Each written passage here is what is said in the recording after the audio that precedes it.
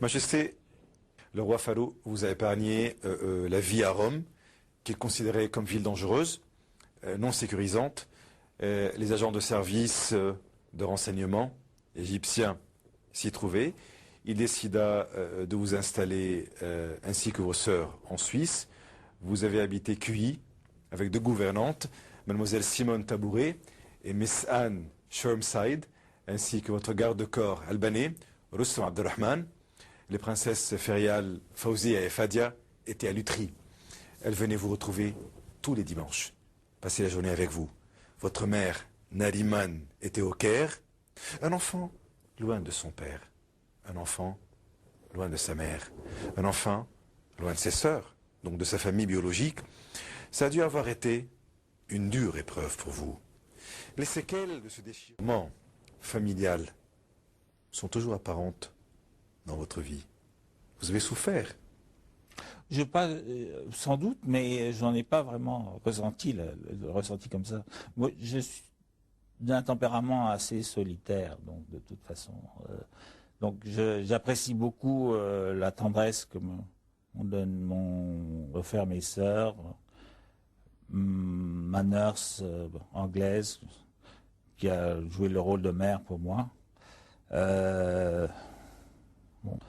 Donc sur le moment, j'en ai pas vraiment souffert.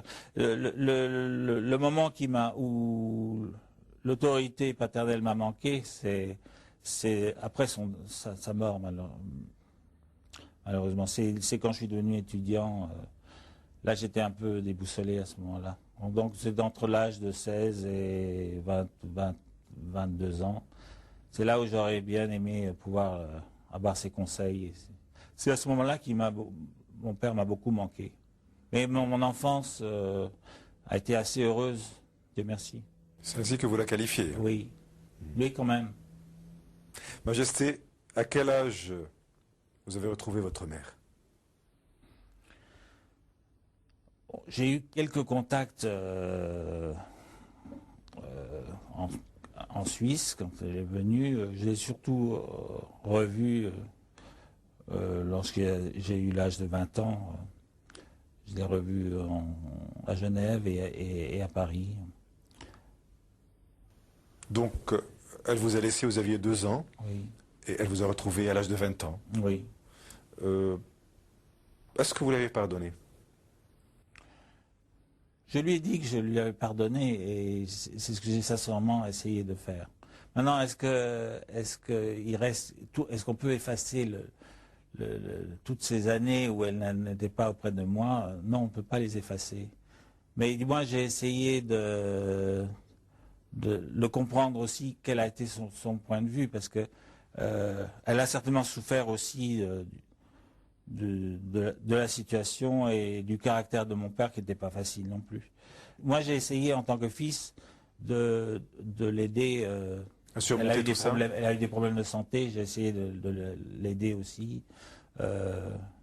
Donc vous lui en avez voulu, mais quand même, c'est une page que vous avez tournée et vous l'avez pardonné. Oui.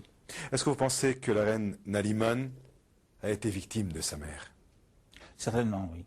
Elle a une mauvaise influence. Ça, c'est bien dommage. C'est comme ça. Est-ce vrai que Assil Assad avait l'intention de vous enlever et de vous livrer à Mohamed Naguib? J'ai entendu cette histoire, j'ai du mal à le croire. C'était peut-être l'idée des officiers mais je crois que ça n'a jamais été très loin. Non. Je vois mal deux femmes relevées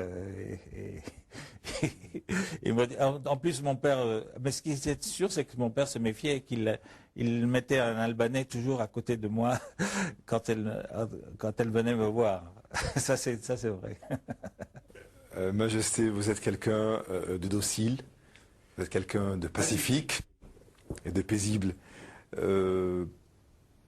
Est-ce que vous avez eu rancune envers quelqu'un? Non, pas vraiment.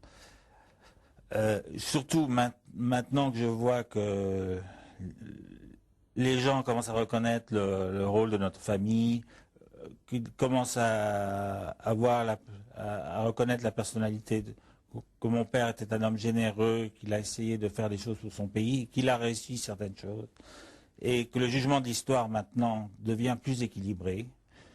Je n'ai plus de rancune. J'en ai eu pendant longtemps. Je me suis dit, comment se fait-il dans tous les pays, on révise l'histoire, on revoit les périodes historiques.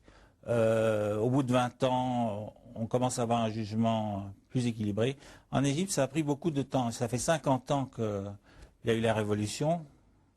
Et c'est seulement maintenant qu'il commence à y avoir des émissions à la télévision égyptienne où on parle dans de bonnes, en bons termes de la famille, où il y a des historiens sérieux, des universitaires, et pas seulement quelques gens ou farfelus, ou bien des vieux nostalgiques de leur jeunesse, ou d'une époque qu'ils considèrent dorée, et tout ça. Maintenant, ce sont des gens sérieux qui commencent à parler de cette histoire. Alors ça me fait plaisir. Alors je n'ai plus de rancune, Dieu merci. Est-ce que le roi Farouk était également doté de cette indulgence et de ce sentiment de compassion? Il adorait son pays et il adorait son peuple. Et je pense que quand il voyait un Égyptien qui lui tapait sur l'épaule, je crois qu'il était capable de lui taper sur l'épaule et lui dire comment ça va. Tu vois, quand il le voyait à Rome dans la rue, il disait comment ça va, raconte-moi ce qui se passe chez toi, et puis voilà. Il avait un contact très très proche avec les gens, très facile. Êtes-vous un musulman fervent, pratiquant? Je suis très croyant et Dieu merci, j'ai traversé des périodes difficiles et Dieu m'a toujours sauvé jusqu'ici, Dieu merci. Majesté, d'où avez-vous puisé votre connaissance en l'islam? Quand j'étais enfant, j'avais un professeur d'islam et d'arabe, d'Al-Azhar, que mon père avait choisi pour mes sœurs et pour moi, qui s'appelait Ali Zaki, et qui était profondément croyant. Et c'était un homme merveilleux parce qu'il m'a enseigné un islam extrêmement simple et tolérant.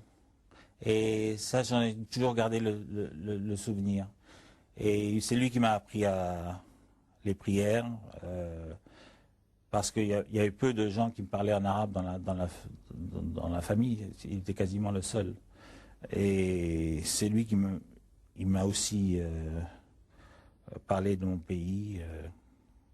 Et plus tard, à Paris, j'ai connu d'éminents professeurs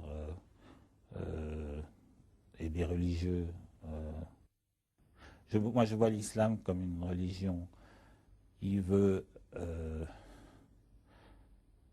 libérer l'homme, qui lui impose des droits et des devoirs, mais il a aussi des droits. Le roi Farouk, pourquoi s'est-il laissé faire à la fin de ses jours et pourquoi a-t-il pris tout ce poids alors que lui n'avait que 45 ans? Pendant la Deuxième Guerre mondiale, il lui est arrivé un très grave accident de circulation de route et il a été entre la vie et la mort pendant quelques jours et Dieu merci, il en est sorti, mais il a eu des séquelles, il en a été assez secoué sur le plan glandulaire. Je crois qu'il a souffert de problèmes graves pendant toute sa vie. Et c'est à ce moment-là, à partir de 1942, qu'il a commencé à prendre du poids. Et avant ça, il était assez mince. Donc on n'arrivait pas à le soigner sur ce plan-là, malheureusement. Et moi, quand je le voyais comme enfant, je n'avais pas remarqué qu'il était tellement grand. Et pour moi, il était très grand. Je ne le voyais pas du tout comme gros. C'était un homme qui avait une personnalité extraordinaire. Il bougeait. Je me souviens qu'il bougeait très, très facilement. C'est-à-dire, il nageait, il marchait assez rapidement. Il avait des gestes assez vifs. Et pas du tout. c'était pas un homme apathique du tout. Et c'était quand même votre idole. Je dirais pas mon idole, mais mon père très tendre et très impressionnant. الملك أحمد فؤاد لأول مرة على شاشات التلفزة في العالم العربي.